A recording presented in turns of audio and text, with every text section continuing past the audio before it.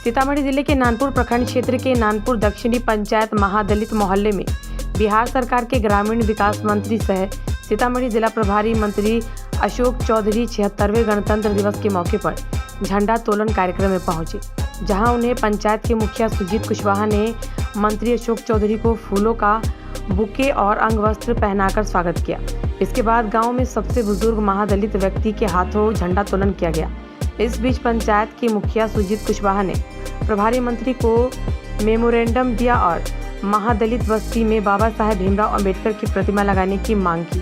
साथ ही बिहार सरकार का एक तालाब है जिस पर छठ घाट और उसके सौंदर्यीकरण की मांग की। इस अवसर पर सभा को संबोधित करते हुए मंत्री ने कहा कि मुख्यमंत्री नीतीश जी द्वारा जल जीवन हरियाली योजना का शुभारंभ किया गया ताकि हमारे यहाँ वाटर लेवल अच्छा रहे। कहा कि यहाँ हरियाली हो, इसके लिए वृक्षारोपण किया जाएगा। कहा कि यह योजना पूरे प्रदेश में चल रही है और यह योजना लोगों के लिए फ़ायदेमंद भी साबित हो रहा है। कहा कि मुख्यमंत्री नीतीश जी ने इन 20 वर्षों से एक ऐसा बिहार बनाया है जो 24,000 करोड़ के बजट वाला बिहार को आज 3 लाख करोड़ बजट वाला बिहार बनाने का काम किया है। आज हर घर बिजली है, हर नल स्वच्छ जल पहुंच रहा है। इन्होंने कहा कि जब मुख्यमंत्री नीतीश कुमार ने प्रदेश की बागडोर संभाली तब सबसे पहले इन्होंने स्कूल से बाहर रहने वाले बच्चों का सर्वे कराया तो पाया कि 10% बच्चे स्कूल से बाहर हैं।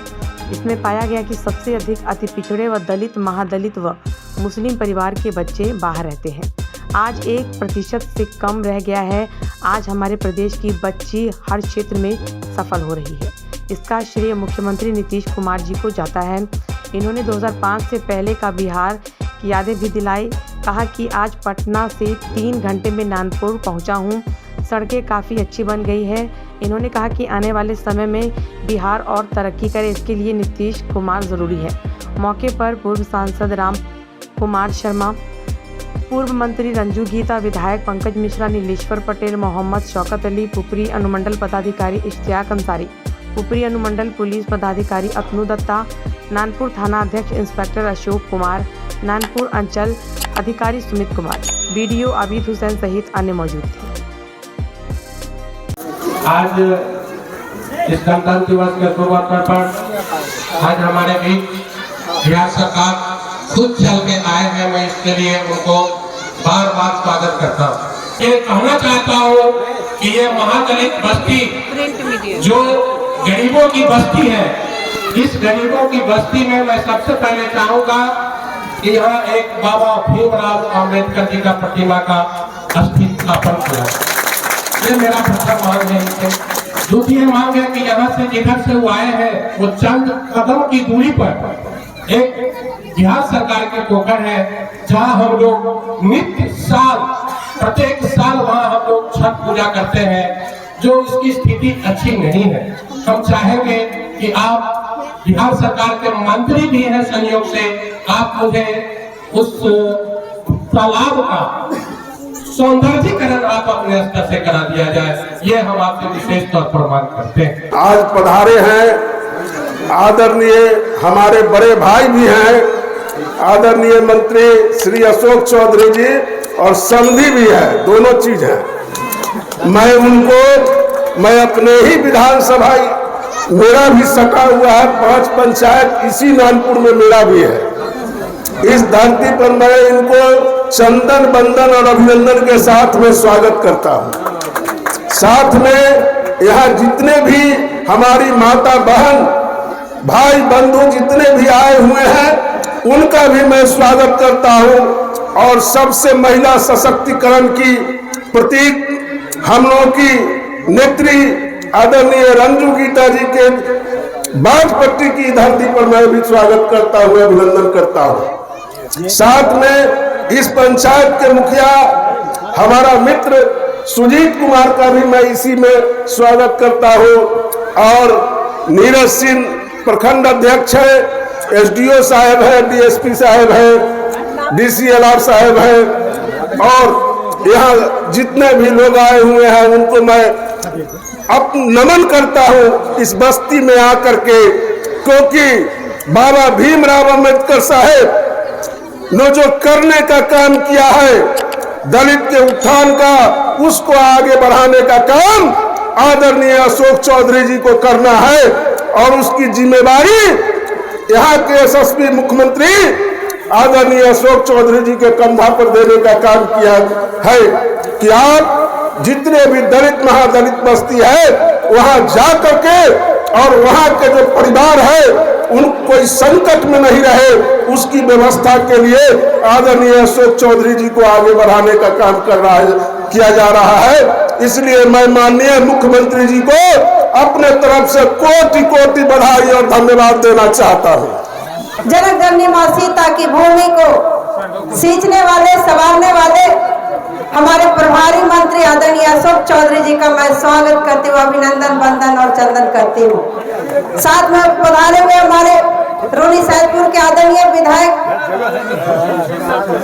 पंकज मिश्रा जी, यहाँ उपस्थित जो झंडोत्तोलन कार्यक्रम जो यहाँ मनाया जा रहा है हम लोग, इसकी देन और इसकी शुरुआत करने वाले इस बिहार के नेता और इस बिहार प्रांत के मुखिया परम आदरणीय विकास पुरुष माननीय मुख्यमंत्री नीतीश कुमार जी के तरफ मैं कृतज्ञता अर्पित करती हूँ और बिहार राज्य की आधी आबादी महिलाओं की ओर से और पूरे बिहार प्रदेश की ओर से मैं साधुवाद देती हूँ कि इस देश में एक ऐसा नेता जन्म लिया जिन्होंने दलित महादलित का सम्मान एक मंत्री के सम्मुख छोड़कर उस पंचायत के वयोवृद्ध दलित परिवार के सदस्य के द्वारा झंडोत्तोलन करवाने का जो सम्मान दिया है, मैं समझती हूँ कि इस देश में बिहार पहला राज्य मॉडल बना है जहाँ हर एक पंचायत में गणतंत्र दिवस हो या स्वतंत्रता दिवस मनाया जाता हो, वहाँ उस पंचायत के दलित महादलित परिवार के वयोवृद्ध से स्वतंत्रता दिवस का जो झंडोत्तोलन करवाने का कार्यक्रम करते हैं। इसके लिए मैं आज इस मंच के माध्यम से माननीय मुख्यमंत्री महोदय के प्रति आभार प्रकट करती हूं। जिस कार्यक्रम के तहत हम यहाँ आए हैं, जब माननीय नेता ने इस बिहार का बागडोर संभालने का काम किया तो सबसे पहले उन्होंने निर्णय किया कि जो समाज में सबसे नीचे दर्जे पर है, जिसको लंबे समय तक जिनको छुआछूत से ये समाज उनकी परछाई से दूर रहने का काम करता था, जो समाज को लोग सबसे हीन दृष्टि से देखते थे, उस दलित समाज के टोलों में जाकर 26 जनवरी और 15 अगस्त को मैं समझता हूं कि हमारे 75 साल की आज़ादी के बाद और एक लंबे समय की आज़ादी के बाद कोई इस देश में नेता पैदा हुआ जिसने ये निर्णय किया कि स्वयं मुख्यमंत्री भी उस महादलित टोलों में जाकर 15 अगस्त स्वतंत्रता दिवस और गणतंत्र दिवस 15 अगस्त और 26 जनवरी को उस महादलित टोलों के सबसे बुजुर्ग आदमी के समक्ष खड़ा होकर झंडोत्तोलन में भाग लेगा और पूरे शासन के लोग वहां रहेंगे और कार्यक्रम होगा। तो समाज में एक मैसेज करने का, हमारे नेता कहते हैं कि हम पंचतत्व से बने हैं और पंचतत्व में अग्नि, जल, वायु, आकाश, धरती, ये 5 चीज आता है हमारे पंचतत्व में। इसीलिए हमारे ऋग्वेद यजुर्वेद में लिखा है कि जब आदमी का डेथ होता है तो उनको पंचतत्व में विलीन कर दिया जाता है, क्योंकि हम उससे बने और उसी से चले जाते हैं। तो प्रकृति में पंचतत्व क्या है? प्रकृति में पंचतत्व है सूरज, जिससे अग्नि, जिससे ऊर्जा आती है, हवा जिससे हम सांस लेते हैं, ये नदी जिससे हमें जल मिलता है, ये धरती जिससे हमें अनाज मिलता है, ये उन्मुक्त आकाश जहाँ पूरे ब्रह्मांड में सबके लिए जगह है। जब उस पांचों ने जब हमारे साथ न जाति के नाम पे न धर्म के नाम पे जब हमारे साथ भेदभाव नहीं किया, सूरज ने कभी भेदभाव नहीं किया कि ये मुसलमान का है, ये हिंदू का है, ये दलित का है, ये ब्राह्मण का है, हवा ने नहीं किया। तो जब प्रकृति जिससे हम 5 से बने हैं, जब उसने भेदभाव नहीं किया तो हम कौन होते हैं भेदभाव करने वाले? ये हमारे नेता की पूंजी है और माननीय नेता ने ये निर्णय करके महादलित टोलों में हम सब लोगों को आदेश दिया कि जो भी 15 अगस्त और 26 जनवरी को जाएगा वो जिले के महादलित टोलों में सबसे बुजुर्ग आदमी के साथ वहां पर शामिल होगा। और आज रासबिहारी राम जी जो हम सबके अभिभावक हैं, इस नानपुर प्रखंड के इस गांव के सबसे बुजुर्ग व्यक्ति हैं, उन्होंने सम्मान पूर्वक प्रशासन ने उनसे आज झंडोत्तोलन कराने का काम किया और हम सब उनके इस झंडोत्तोलन कार्यक्रम के साक्षी बने। ये सम्मान एक महादलित टोलों के सबसे बुजुर्ग व्यक्ति को देने आते हैं कि माननीय नेता जब इस प्रदेश की बागडोर संभाले थे तो ये बिहार का बजट मात्र 24,000 करोड़ रुपया था और उसमें अनुसूचित जाति जनजाति का कोई विभाग नहीं था, कल्याण विभाग हुआ करता था और कल्याण विभाग का बजट मात्र कुछ हजार रुपए थे, कुछ हजार रुपए इस कल्याण विभाग में। उसी कल्याण विभाग के बजट से अनुसूचित जाति जनजाति का भी और पिछड़ा अति पिछड़े के कल्याण का काम होता था। 2007 में माननीय नेता ने अनुसूचित जाति जनजाति विभाग का निर्माण किया और अति पिछड़ा और पिछड़ा विभाग का नाम निर्माण किया और दोनों विभाग को उन्होंने अलग अलग किया। और आपको जान के प्रसन्नता होगी कि आज बिहार का बजट माननीय नेता के 19 साल के कार्यकाल में लगभग 3 लाख करोड़ हुआ है। ये माननीय नेता ने जब बिहार की बागडोर संभाली तो यह बिहार 24,000 करोड़ के बजट का था और आज यह बिहार 3 लाख करोड़ के बजट का बिहार है। पूरे देश में, पूरी दुनिया में हिंदुस्तान सबसे तेज गति से आगे चलने वाला देश बनने का काम किया है। हमारी जो विकास दर है वो दुनिया में सबसे ज्यादा है और हम 10वें नंबर से आज हम 5वें नंबर की अर्थव्यवस्था बनने का काम किए हैं। और आज माननीय नेता नीतीश कुमार जी के नेतृत्व में हम सबसे अपने पिछले 7 वर्षों से सबसे तेज गति के विकास दर से यह बिहार, हिंदुस्तान में बिहार आगे बढ़ने का काम किया है। हम लगभग 11% के विकास दर से आगे बढ़ रहे हैं। कोरोना के बाद बहुत से राज्यों का विकास दर कम हुआ है, लेकिन बिहार अपना विकास दर को निरंतर आगे बनाए हुआ है।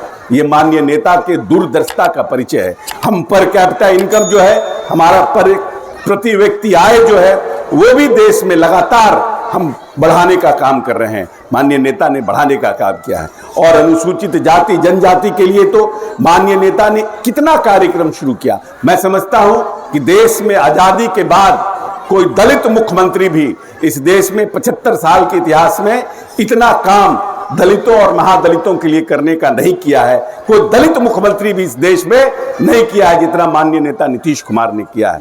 नीतीश कुमार एक दलित प्रेमी मुख्यमंत्री हैं। वो चाहते हैं कि जो बड़ी आबादी जो हमारी है, लगभग 20% की जो आबादी है, जब तक वो मुख्य धारा से नहीं जुड़ेगी, जब तक वो हमारे साथ बराबर खड़ा नहीं होगा, तब तक हम इस देश को और इस प्रदेश को उत्तम प्रदेश बनाने में सक्षम नहीं हो पाएंगे। और यही कारण है कि उन्होंने महिलाओं के लिए भी, जो हमारी बच्चियां हैं, आज हमारी बच्चियां हमारा स्वागत गान कर रही थी, कितना अच्छा लग रहा था और अंग्रेजी में बोल रही थी। एक सोचिए, आज से 10-15 वर्ष पूर्व अगर इस प्रदेश में अगर इतना बड़ा दूरदर्शी नेता नीतीश कुमार जैसा नहीं होता, जिन्होंने सबसे पहले 2005 में आकर के सर्वे कराया कि कितने बच्चे स्कूल के बाहर हैं, जब मुख्यमंत्री बने तो पहले सबसे पहला काम मुख्यमंत्री ने किया कि पूरे प्रदेश में सर्वे कराया कि कौन लोग स्कूल के बाहर हैं। लगभग 10% बच्चे स्कूल के बाहर थे। उन्होंने सर्वे करके पता किया कि ये कौन लोग हैं, तो उनको पता चला कि अनुसूचित जाति जनजाति के बच्चे हैं, ये अति पिछड़े के बच्चे हैं और सबसे ज्यादा ये अल्पसंख्यक के बच्चे हैं। और सबसे पहले नेता ने इस प्रदेश में वर्ल्ड बैंक से लोन लेकर के इस प्रदेश में टोला सेवक और तालमी मरकज का गठन करने वाला बिहार इस देश का पहला राज्य बना। और नेता ने उन लोगों के माध्यम से बच्चों को स्कूल लाने का काम किया कि जो अनुसूचित जाति जनजाति के बच्चे हैं, जो अल्पसंख्यक के बच्चे हैं, उनको हम स्कूल लाने का काम करें। 10% से आज हमारा 1% से भी कम बच्चे स्कूल के बाहर रह गए, उनको भी विद्यालय लाने का काम किया जा रहा है। और विद्यालय लाने के साथ साथ 34,000, क्योंकि मैं खुद शिक्षा मंत्री रहा हूं, 34,000 विद्यालय का, प्राथमिक विद्यालय का गठन किया गया, लगभग 2.5 लाख अतिरिक्त वर्ग कक्ष का गठन किया गया। और तो हर एक पंचायत में +2 विद्यालय बनाने का निर्णय माननीय नेता ने किया है। जब नेता आए थे तो कितने इंजीनियरिंग कॉलेज थे? सिर्फ पटना, मुजफ्फरपुर और क्या बोलते हैं, पटना, मुजफ्फरपुर और भागलपुर, मात्र 3 जगह थे इंजीनियरिंग कॉलेज।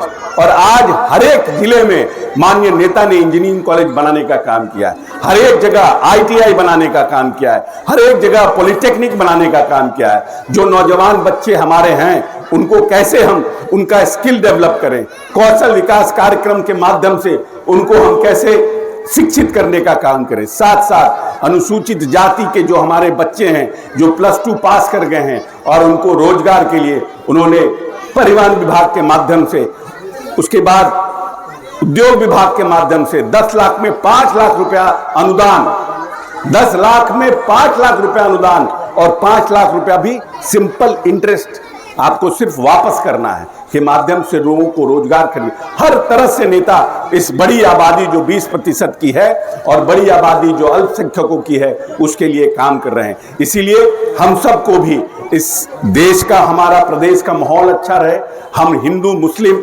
जाति पाति से बाहर निकले, सबको आगे जाने का मौका दें, सबको हम पढ़ने का हम मौका दें, सबका अच्छा इलाज करें, इसके लिए हम लोग प्रयासरत हैं। और माननीय नेता के नेतृत्व में हम पुनः आप सबसे उम्मीद करते हैं कि जो आने वाला हमारा 5 साल है, इस साल फिर चुनाव है, अगले साल इस साल चुनाव होगा और माननीय नेता को जो अगला 5 साल मिलेगा, बिहार एक लंबा छलांग विकास का लगाने को तैयार बैठा है। अभी भी हम लोगों ने जो इस 1 वर्ष में लास्ट जो हमारा फाइनेंशियल ईयर खत्म हुआ है, लगभग हम लोगों ने 3 लाख करोड़ के इन्वेस्टमेंट को इस बिहार में लाने का काम किया है, उद्योग के घराने, उद्योग क्षेत्र में।